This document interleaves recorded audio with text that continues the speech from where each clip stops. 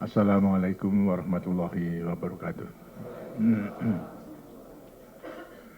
Puji syukur kita panjatkan kehadirat Tuhan Yang Maha Kuasa karena rahmat-Nya pada malam hari ini kita dapat berkumpul dalam rangka melaksanakan silaturahmi antara anggota-anggota daripada Dewan Pembina Golongan Karya, DPP Golongan Karya, dan para sesepuh golongan karya. Karena itu, pertama-tama saya sampaikan ucapan terima kasih atas kehadiran dan kesediaan saudara-saudara sekalian, khususnya para bini sepuh yang telah meluangkan waktu untuk memenuhi undangan hadir dalam pertemuan pada malam hari ini. Kami tentu akan sangat menyadari, terutama bagi saudara-saudara yang melaksanakan ibadah puasa, juga saya sampaikan ucapan selamat. Semoga ibadah puasa yang tinggal beberapa hari, insya Allah akan genap 30 hari untuk tahun ini, akan bisa kita selesaikan dalam rangka melaksanakan perintah agama maupun juga perintah daripada Allah SWT. Nah, maksud daripada pertemuan pada malam hari ini ialah sebagaimana yang katakan, kecuali silaturahmi juga untuk saling memberikan informasi satu sama lain, terutama para bini sepuh yang dari luar melihat daripada jauh mengenai keadaan negara kita yang sedang membangun, situasi yang sedang berkembang, maupun mungkin juga daripada para anggota Dewan Pembina dan DPP Golkar bisa memberikan gambaran dan penjelasan-penjelasan yang mungkin belum keseluruhannya diketahui oleh para anggota lainnya, khususnya para bini sepuh. Karena dalam waktu yang singkat kita akan menghadapi suatu tugas nasional yang amat penting, ialah pemilihan umum yang telah kita tentukan tanggal 29 Mei. Tahun ini akan kita laksanakan pemilihan umum yang ke-6 kalau tidak salah selama Orde Baru ini. Dan setelah itu tentu hasilnya daripada pemilihan umum akan diadakan pelantikan pada 1 Oktober tahun ini juga, dan kemudian mempersiapkan sidang MPR pada tahun 1998 yang jatuh pada bulan Maret, mulai 1 Maret sampai kepada 11 Maret. Saya kira ini merupakan suatu tugas yang amat penting bagi kita dalam membudayakan mekanisme kepemimpinan nasional siklus 5 tahun berdasarkan Undang-Undang Dasar 45 yang sekarang telah kita laksanakan dalam kehidupan kita bernegara, berbangsa, dan bermasyarakat berdasarkan daripada Pancasila itu. Banyak yang kita belum meyakini akan pentingnya daripada mempertahankan sistem kehidupan kita bernegara, berbangsa berdasarkan konstitusi, karena kita memang sudah bertekad Orde Baru ini adalah melaksanakan kemurnian daripada Pancasila dan Undang-Undang Dasar 45. Kalau kita memang ingin melaksanakan Undang-Undang Dasar 45 dengan Pancasilanya, tentu betul-betul kita harus mendalami baik daripada mukadimahnya maupun juga batang tubuh maupun juga penjelasan-penjelasan daripada Undang-Undang Dasar 45. Dan ini banyak telah kita berikan dalam rangka penataran P4 yang sekarang lebih meluas, dan sistemnya sekarang juga sudah kita rubah, tidak memberikan ceramah tapi langsung pada diskusi, karena pada umumnya seharusnya mereka itu membaca dulu daripada Pancasila dan Undang-Undang 45, barulah kemudian apa yang dibaca, dimengerti itu didiskusikan satu dengan lain, sehingga kemudian akan bisa mengetahui pendapat, pendirian, hasil pembahasan masing-masing daripada pengertian Pancasila dan Undang-Undang Dasar 45. Seperti tadi saya katakan, pemilihan umum dan merupakan salah satu mata rantai daripada mekanisme kepemimpinan nasional daripada negara Kesatuan Republik Indonesia yang kita proklamasikan pada tanggal 17 Agustus 1945 itu, yang dinyatakan bahwa negara kita kedaulatannya di tangan daripada rakyat, kemudian dipercayakan kepada wakil-wakilnya, Karena itulah harus diberi kesempatan setiap 5 tahun sekali rakyat itu memperbaharui wakil-wakil yang akan dipercaya untuk melaksanakan kedaulatan daripada rakyat. Pemilihan umum yang datang, pemilihan umum yang ke-6, kita akan memilih sekaligus, seperti sudah saya telah mengetahui, saya hanya ingin peringatkan bahasanya pemilihan umum yang kita laksanakan itu adalah pemilihan umum yang besar, karena sekaligus memilih wakil-wakil dan Dewan Perwakilan Rakyat, kemudian anggota-anggota DPRD tingkat 1 dan DPRD tingkat 2. Daripada hasil pemilihan anggota-anggota Dewan Perwakilan Rakyat ditambah dengan utusan daripada daerah yang dipilih oleh wakil-wakil daripada daerah yang hasil daripada pemilihan, nanti ditambah dengan golongan akan tersusunlah Majelis Permusyawaratan Rakyat sebagai penjelmaan daripada rakyat melaksanakan kedaulatan sepenuhnya daripada rakyat Indonesia. Dengan demikian diharapkan agar supaya benar-benar Majelis Permusyawaratan Rakyat MPR yang disusun atas dasar undang-undang yang berlaku atas amanat daripada Undang-Undang Dasar 45 itu benar-benar dapat berfungsi. Fungsinya apa?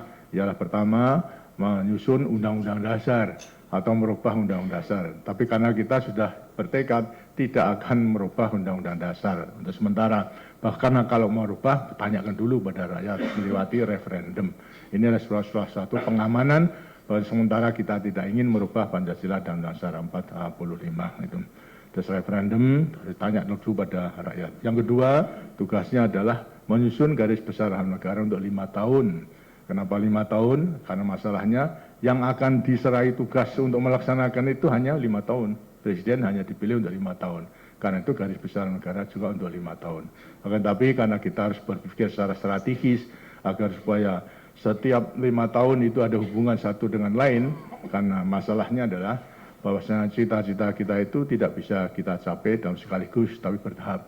Tapi tahapan satu dengan lain itu hendaknya ada rangkaian, jangan terlepas satu sama lain, sehingga kemudian nanti akhirnya kalau berangkaian satu dengan lain kita akan mendekati kepada sasaran yang kita ingin capai, ialah cita-cita perjuangan kita masalah adil dan makmur berdasarkan Pancasila.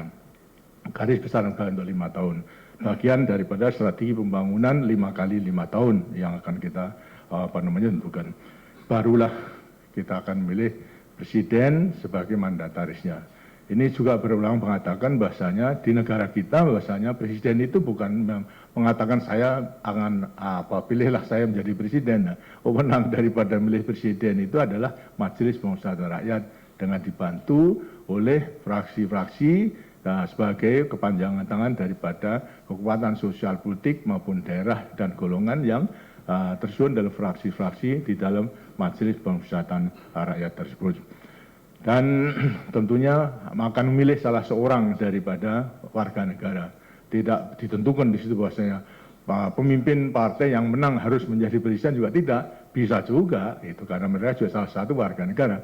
Tapi yang penting adalah salah satu warga negara yang dikira dan dinilai bisa sanggup untuk melaksanakan garis besar negara. Persyaratan tentunya juga ada, sebagaimana Golkar sendiri telah menentukan kriteria untuk presiden yang akan datang, itu sudah ditentukan, berarti yang akan dipilih oleh majelis atau yang akan dikemukakan oleh fraksi-fraksi setidak-tidaknya daripada Golkar yang memenuhi daripada kriteria yang telah ditentukan oleh Golkar tersebut. Kemudian setelah itu baru memilih wakil presiden untuk membantu daripada presiden. Dengan demikian sebetulnya wakil presiden sebagai pembantu dengan menteri-menteri sebagai pembantu presiden ada perbedaannya. Perbedaannya adalah wakil presiden dipilih oleh Majelis Permusyawaratan Rakyat sebagai pembantu presiden, sedangkan menteri-menteri sebagai pembantu daripada presiden ditunjuk oleh presiden, mempunyai hak prerogatif sepenuhnya. Karena apa? Masalah tentu juga ada alasan kenapa wakil presiden itu harus ditunjuk itu. Dan wakil presiden itu bukan mandataris, karena di dalam penjelasan presidenlah mandatarisnya, bukan wakil presiden. Tapi dalam suatu kejadian keadaan kita tidak mengetahui, bisa juga manusia itu tidak mengetahui apakah kecelakaan, meninggal dan sebagainya. Kalau kemudian presiden berhalangan tetap, maka wakil presiden itu menjadi presiden untuk menyelesaikan jangka waktu yang sisa. Kalau 2 tahun, 2 tahun presiden. Dengan demikian, itu Kalau dia sudah wakil presiden sudah menjadi presiden, maka presiden dari wakil presiden itu juga menjadi mandatarisnya, karena mandatarisnya sudah tidak ada. Nah, pengertian ini saya kira perlu kita ketahui, dan saya kira ada pertanyaan apakah perlu ada sidang istimewa? Tidak, karena sudah ditentukan daripada Undang-Undang Dasar 45 bahasanya kalau presiden berhalangan tetap maka wakil presiden otomatis menjadi presiden menyelesaikan jangka waktu yang tersisa. Kalau kurang 3 tahun, 3 tahun. Kalau kurang 2 tahun, 2 tahun. Kalau kurang 6 bulan, ya 6 bulan saja. Kemudian sidang umum MPR hasil daripada pemilihan umum. Ini perlu diketahui, dan saya kira juga tidak perlu sidang istimewa kemudian memilih wakil presiden. Saya kira tidak ada, dan demikian selama keadaan demikian wakil presiden tidak perlu diisinya. Kalau nanti tadi wakil presiden berhalangan gimana? Yang sudah menjadi presiden ada ketentuan bahasanya beberapa menteri dengan DPR nanti yang akan menentukan siapa tindakan, apakah perlu, kalau masih lama barangkali melewati sidang istimewa MPR, tapi kalau tidak ya cukup siapa yang akan dipilih untuk menjadi sementara selama daripada MPR itu belum bisa bersidang, untuk menghadapi agar supaya menjaga tidak ada vakum jadi daripada presiden sudah meninggal diganti wakil presiden daripada wakil presiden juga tidak ada, dengannya harus ada yang mengganti, vakum itu harus segera diisi. Di sini hendaknya agar kita pahami bahwasanya segala sesuatunya mengenai soal presiden sudah diatur di dalam Undang-Undang Dasar 45. Sedangkan daripada lembaga-lembaga tinggi negara sesuai dengan Undang-Undang Dasar 45 harus diatur dengan undang-undang. Apakah itu MPR, kemudian DPR, pusat, DPRD, dan sebagainya, DPA, dan juga BPK harus diatur dengan undang-undang. Sedangkan daripada presiden sudah diatur sepenuhnya di dalam Undang-Undang Dasar 45. Karena itu ada maksud, ada tujuan supaya dibentuk undang-undang khusus presiden. Saya kira tidak perlu, karena memang sudah segala sesuatunya diatur dalam Undang-Undang Dasar 45. Kemudian kita bersyukur, ini juga yang kurang difahami. Gitu. Daripada presiden dibantu dengan wakil presiden, dibantu dengan menteri yang ditunjuk oleh presiden sebagai pembantunya. Presiden tidak bertanggung jawab kepada Dewan Perwakilan Rakyat. Ini pun juga ada pertanyaan kenapa berbeda? Ya memang Undang-Undang Dasar kita menentukan demikian. Presiden tidak bertanggung jawab kepada Dewan Perwakilan Rakyat. Jadi, dalam keadaan demikian maka Dewan Perwakilan Rakyat tidak bisa menjatuhkan presiden. Itu. Tapi presiden juga tidak bisa membubarkan parlemen. Itu sudah terjamin. Tapi kemudian ada perselisihan daripada DPR sama presiden, maka kesempatan diadakan sidang istimewa MPR. Disitulah masing-masing yang bertanggung jawabkan daripada DPR yang dituntut bisa tidak bertanggung jawabkan. Kalau tidak dengannya dicabut daripada kepresiden maupun juga mandatnya tersebut. Apa ini sebetulnya yang kita syukuri, saudara-saudara sekalian? Kalau semua itu lancar, tidak ada pertentangan antara DPR dengan presiden dalam melaksanakan konstitusi dan ketetapan-ketetapan MPR, maka terjaminlah pemerintahan yang stabil selama 5 tahun tidak akan ada ganti-gantian. Berarti pada 5 tahun pemerintah itu bisa melaksanakan programnya, yang programnya sudah diikat juga. Diikat oleh apa? Oleh garis besar haluan negara. Garis besar negara dijabarkan oleh presiden dengan pembantu-pembantunya dalam pembangunan 5 tahun. Itu. Dan nanti akhirnya dipertanggungjawabkan hasilnya kepada Majelis Pemusatan Rakyat.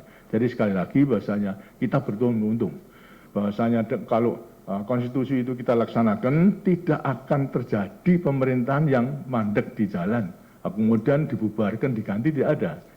Selama 5 tahun bisa akan melaksanakan tugasnya. Karena itu juga selalu ada penilaian bahwasanya pemerintah Republik Indonesia sekarang stabil karena presidennya katakan tidak.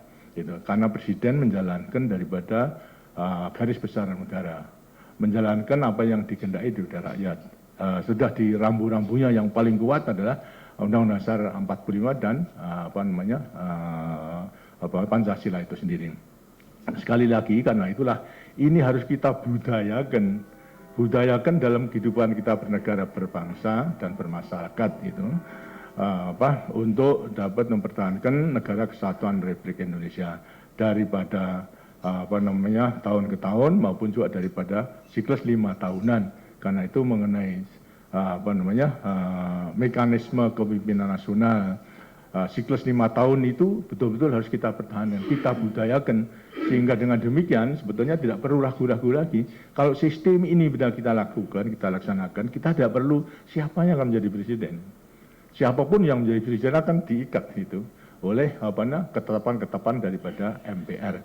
Karena itu yang penting di sini adalah mengenai sistemnya inilah yang harus kita pertahankan. Sistemnya itulah kita budayakan. Bukan membudayakan, mempertahankan seorang, itu salah. Itu tidak sesuai dengan Undang-Undang Dasar 45. Karena itulah saya katakan tadi mengenai pemilihan umum itu selama 5 tahun sekali penting sekali. Karena ini adalah permulaan daripada pelaksanaan kedaulatan daripada rakyat. Rakyat berdaulat tapi tidak laksanakan sendiri, langsung dipercayakan kepada wakil-wakilnya. Kalau wakil-wakil berarti harus bukan tunjukan, tapi dipilih oleh rakyat sendiri. Karena itu kita harapkan agar supaya persiapan mengenai soal pemilihan umum yang nanti akan dijelaskan oleh DPP Golkar akan bisa diketahui oleh para pinusfuh, sehingga nanti mungkin para pinusfuh yang mendengar, melihat keadaan daerah juga bisa memberikan saran-saran, pendapat-pendapat yang baik. Kita memang berusaha untuk selalu ya mencapai hasil yang maksimal. Artinya supaya rakyat itu semaksimal mungkin percaya kepada Golkar. Dengan demikian maka karena itulah daripada tidak ada larangan untuk memperoleh kemenangan sebesar-besarnya, tidak ada. Walaupun tentunya juga apakah itu mungkin kalau semua berjalan dengan baik itu tentunya tidak mungkin. Tapi cita-cita untuk mencapai kemenangan semaksimal mungkin berarti kepercayaan rakyat semaksimal mungkin pada golongan karya, ini suatu hal yang yang lazim. Suatu kekuatan sosial politik mencita-citakan untuk dipercaya daripada rakyat semaksimal mungkin. Karena apa? Dengan demikian suara yang terbesar dalam rangka demokrasi Pancasila sekalipun musyawarah, suatu saat musyawarah itu adalah buntu kemudian harus diadu dengan voting, maka suara terbanyak itulah yang menentukan dalam rangka nanti terjadi. Karena itu daripada cita-cita Golkar untuk memperoleh kepercayaan semaksimal mungkin sehingga nanti memperoleh single majority, ini merupakan satu perjuangan dalam satu negara yang demokratis ini. Hanya segala sesuatunya harus kita capai melewati jalan-jalan yang benar, yang jujur, yang sekarang itu dituntut itu luber, ya, langsung umum dan rahasia, seolah kurang jujur dan kurang adil. Ini tentu harus koreksi daripada kita sendiri. Kalau luber itu betul-betul dilaksanakan sudah mengandung daripada adil dan juga jujurnya itu sudah terjamin itu. Tapi toh andai kata ada keluhan tentunya kita harus juga mengoreksinya. Disinilah daripada single majority yang diperjuangkan daripada Golkar, saya kira mutlak karena dengan demikian kita bisa turut menjamin stabilitas politik sebagai bagian daripada stabilitas nasional. Kalau kita itu memperoleh daripada suara besar. Suara besar dengan sihnya mengemban daripada kehendak rakyat, bukan suara besar, kekuatan besar kemudian jalan sendiri. Itu berarti pengkhianatan. Ini akan dikoreksi oleh DPR lainnya dan bisa sidang istimewa MPR dan sebagainya. Kalau itu yang melaksanakan yang nyimpang adalah presiden mandatarisnya. Ini saya perlu ulangi agar supaya tidak ada keraguan-keraguan. Kenapa diperlukan kita itu mencapai single majority mutlak dalam rangka stabilitas politik sebagai bagian dari stabilitas nasional. Sedang pembangunan kita yang ditentukan oleh rakyat bertumbuhan pada trilogi pembangunan, stabilitas nasional, pertumbuhan dan pemerataan. Karena hanya dengan stabilitas nasional, baik dalam bidang ideologi politik, ekonomi sosial, budaya, pertahanan keamanan, kita mungkin membangun ada pertumbuhan. Pertumbuhan baru kemampuan ada pemerataan. Gitu. Dari pertumbuhan itu mohon mula. Kalau memang orang lantas sekarang menentang adanya pertumbuhan, menentang adanya sukses daripada pembangunan, ya tidak perlu kita membangun, udah mandek saja. Itu. Karena masalahnya dengan sendirinya, kalau nanti yang berhasil, kemudian menunjukkan pertumbuhan yang baik, lantas ada yang berhasil, toh akhirnya tidak disenangi. Yang sekarang digambarkan adanya kesenjangan dan lain sebagainya. Satu proses pembangunan saya kira tidak akan bisa dilepaskan. Pasti, dan kalau kita silo kepada yang berhasil, silo kepada yang sukses dalam pembangunan dan mendukung pada pertumbuhan, ya kita lebih baik ya kita berhenti aja, tidak perlu usah membangun. Buat apa kita membangun? Itu akhirnya yang sukses, yang berhasil kemudian tidak disukai atau memang tidak dikehendaki gitu. Ini yang lain, saya kira sekali lagi itu merupakan proses yang dilewati. Jadi kalau itu proses karena menuju pada masyarakat adil dan makmur dan Pancasila, bukan pertumbuhan itu yang akan menjadi tujuan akhir. Ini merupakan proses sehingga dengan pertumbuhan itu kita bisa memeratakan daripada peningkatan kesejahteraan umum daripada rakyat Indonesia. Banyak hal-hal yang telah kita capai, saya kira tidak perlu kita ulangi sekali lagi. Dalam negara-negara lain sekarang yang menyoroti Indonesia, ya kalau katakan mereka mengatakan kagum, ya apakah benar kagum atau tidak itu nggak tahu, tapi mengatakan kagum katanya. Tapi selalu mengatakan ini adalah semua hasil daripada rakyat, bukan hasil daripada presiden. Presiden itu hanya melaksanakan perintah dan amanat daripada rakyat, melewati wakil-wakilnya yang tersusun dalam lembaga tinggi negara dan lembaga tertinggi negara. Dan mudah-mudahan ini akan terus bisa kita budayakan. Jadi jangan juga nanti pada satu saat saya terus terang saja memang saya sendiri tidak merasa membanggakan diri, saya membanggakan daripada sistem dan mekanisme ini yang memang telah diamanatkan oleh Undang-Undang Dasar 45 dan nanti akan datang pun juga demikian.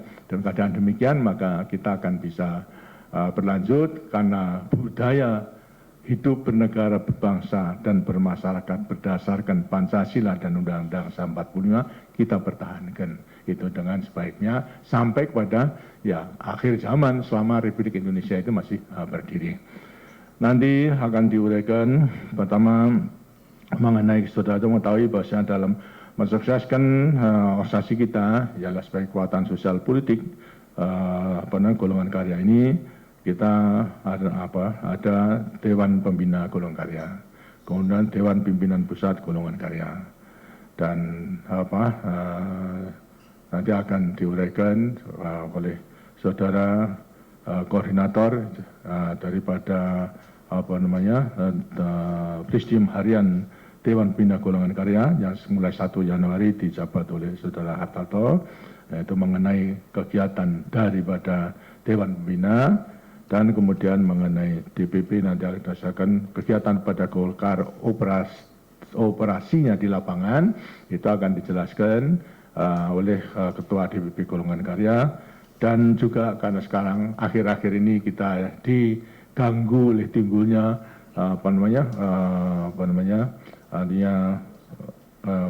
kejadian-kejadian atau kerusuhan itu belum sampai kepada tapi baru kerusuhan tentunya juga sudah ada yang ingin tahu. Saya nanti yang minta saudara Pangap akan jelaskan mengenai keadaan-keadaan daripada kerusuhan yang timbul pada akhir-akhir ini. Baru nanti ada tanya jawab itu pada saudara. Saya persilahkan untuk memberikan kalau kurang jelas tanya maupun juga dalam rangka memberikan saran-saran akan sangat berguna bagi tugas kita menghadapi dalam waktu yang singkat adalah pemilihan umum, kemudian sampai kepada pelantikan anggota-anggota legislatif hasil pemilihan umum yang baru akan menghadapi sidang umum MPR nanti tahun depan bulan Maret. Sekarang saya persilahkan saudara Hartarto untuk menjelaskan mengenai kegiatan-kegiatan yang dilakukan oleh Dewan Pembina khususnya dalam soal ini. Saya persilakan kepada koordinator daripada Presidium Harian Dewan Pembina Golongan Karya. Saya persilakan.